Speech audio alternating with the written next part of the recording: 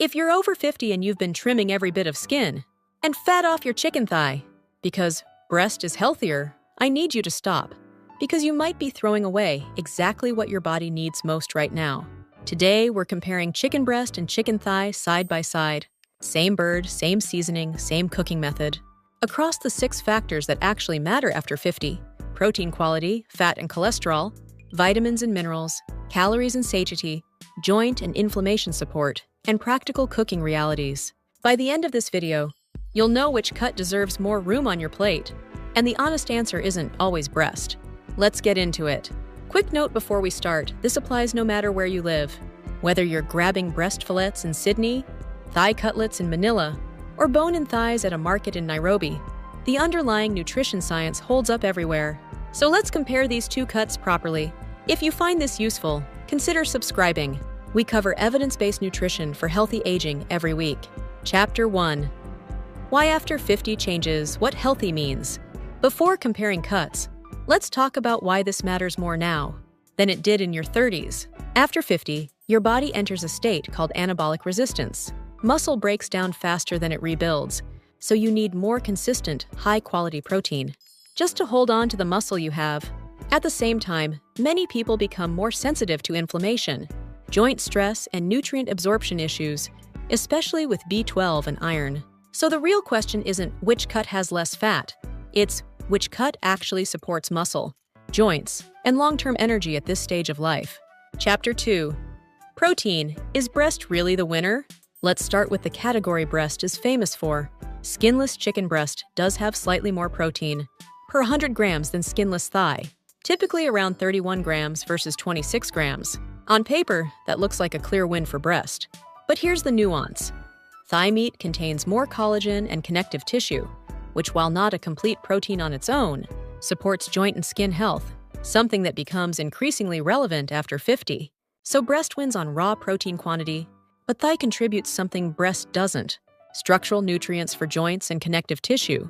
Chapter 3. Fat and cholesterol, where the real debate is. This is the category most people assume settles the argument.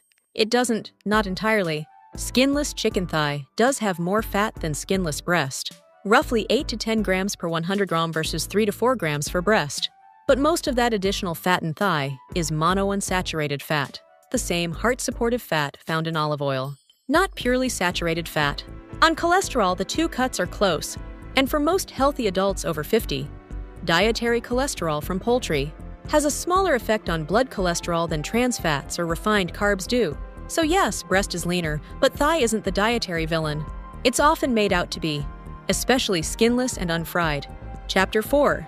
Vitamins and minerals. The category thigh actually wins. This is the part most videos skip, and it's where thigh pulls ahead.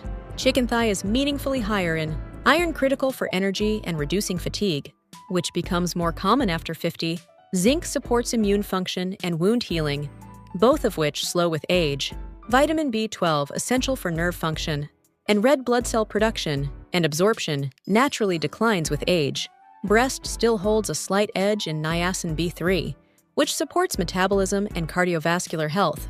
But if you're specifically managing energy levels, immune resilience, or B12 status, thigh has a real nutritional advantage most people don't expect. Chapter 5. Calories and satiety, the overlooked factor. Here's something rarely discussed. It's not just what's in the food, it's how satisfied it makes you feel. Breast is lower in calories, which sounds like an automatic win, but its higher fat content and juicier texture often make thigh more satiating per meal, meaning some people naturally eat less overall and snack less afterward. For weight management after 50, satiety often matters just as much as raw calorie count. Neither cut wins this category outright. It depends on your personal hunger patterns and goals. Chapter 6. Practical cooking and real-world use. Nutrition on paper is one thing, how it fits your actual life is another. Chicken breast dries out easily and requires more careful cooking to stay tender, which can lead to overcooking and a less enjoyable eating experience, a real factor in whether people actually stick to healthy eating habits. Thigh is far more forgiving, stays moist, even when slightly overcooked, and often makes healthy meal prep more sustainable long-term. Sustainability of a habit is itself a health factor. The healthiest food is the one you'll actually keep eating. Chapter 7, The Verdict. Which one actually wins? So here's the honest answer. And it's not the simple one you expected. For pure lean protein and lowest calories, chicken breast is the stronger choice, especially if you're focused on weight management or have very specific dietary fat restrictions. But for iron, zinc, B12, joint supportive nutrients, and real-world sustainability, chicken thigh holds its own remarkably well after 50 and shouldn't be avoided out of fear.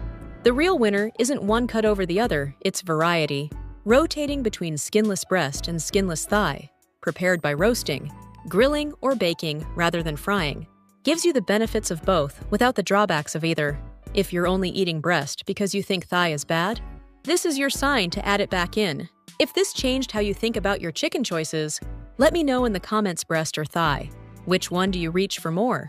Thanks for watching, and I'll see you in the next one.